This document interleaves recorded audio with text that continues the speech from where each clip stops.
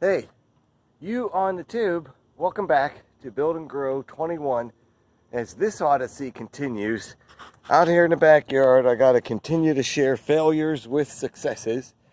And this is a peach tree protection update. And on this update here, I want to share that using the row cover was a bad idea, period.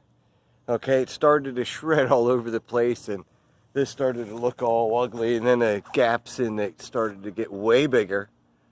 So for my sake and my neighbor's sake, I've got to get this out of the way here. And I'll go ahead and string up more of the reflector tape. I don't have any netting that'll be easy to put on, so I don't even think I'll try. It's too hot. By the time I'd give up on that project, I'd be sweating at least a gallon of water. So don't want to do that. Don't want to waste my time. Peaches are up here. The problem is they're not supposed to be up here this late. I'll have to go back and double check last year, but normally I start picking peaches right after 4th of July, or else the squirrels come and take them all. So we'll see how this goes.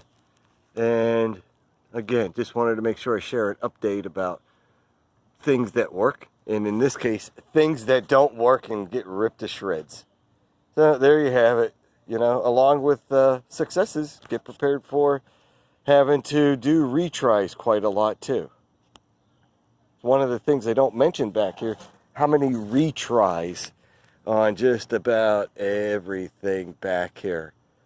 You know, all of this stuff. How many retries? Just way too many to count at the moment, so won't even pretend to begin until you get the basic design and everything else down where it gets so thick you can't see through it.